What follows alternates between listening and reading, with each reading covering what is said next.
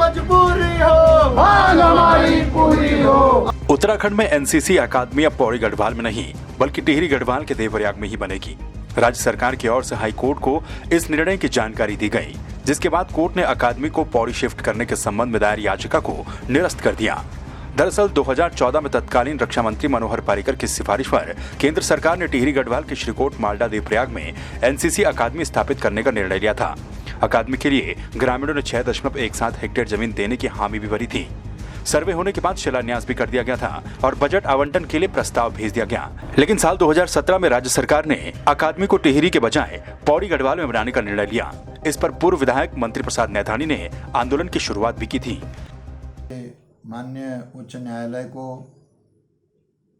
माननीय न्यायमूर्ति NS धानिक जी को, न्यायाधीश माननीय रवि कुमार मलिमत जी को धन्यवाद देता हूं कि एनसीसी प्रशिक्षण अकादमी का जो विवाद कोर्ट में चल रहा था और सरकार ने माननीय त्रिवेंद्र सिंह रावत जी ने बिना किसी कारण के उसको देवप्रयाग के श्रीकोट मालडा से और पौड़ी देवार में शिफ्ट करने का जो कैबिनेट ने निर्णय लिया था, इसको निरस्त किया।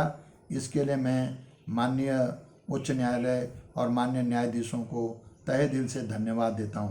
सबसे पहले सौभाग्य की बात यह है कि एनसीसी जो इतने बड़े लेवल पे जो देश में इतनी बड़ी एक युवा पीढ़ी को देश के लिए रक्षक बनाने का काम करती है, और जिस तरह से पूर्ववर्ती सरकार जो हरीश रावत सरकार ने उसको देवप्रयाग के लिए उसका शिलान्यास किया था, उसको देवप्रयाग में ही बनना चाहिए था। और यहाँ पर यदि राजनीतिकरण ना हो और जिस तरह से त्रिवेंद्र रावत सरकार आई और वो उसको वापस देवप्रयाग से पौड़ी में लाई, और हाईकोर्ट के दखल के बाद जिस तरह से वो विरोध हुआ और वापस उसको हाईकोर्ट ने निर्देश दिया और देवप्रयाग में चली गई।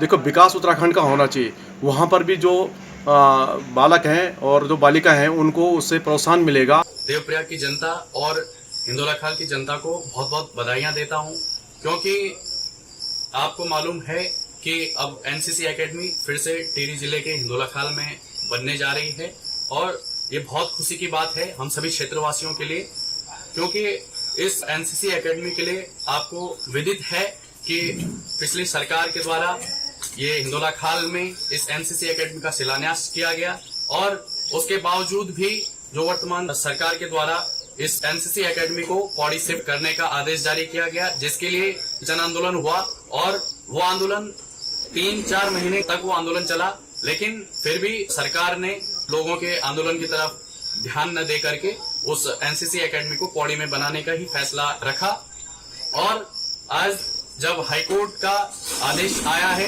हाईकोर्ट के आदेश के बाद वो एनसीसी एकेडमी फिर से हिंदोला खाल में बनने जा रही है। बहरहाल अब एनसीसी अकादमी देवप्रयाग में ही बनेगी, जिसकी मांग यहाँ के लोग काफी समय से कर रहे थे।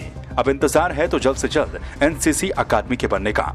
संवाद 365 के लिए भगवान सिंह की रिपोर्ट। जो मजबूरी हो, मांग हमारी पूरी हो।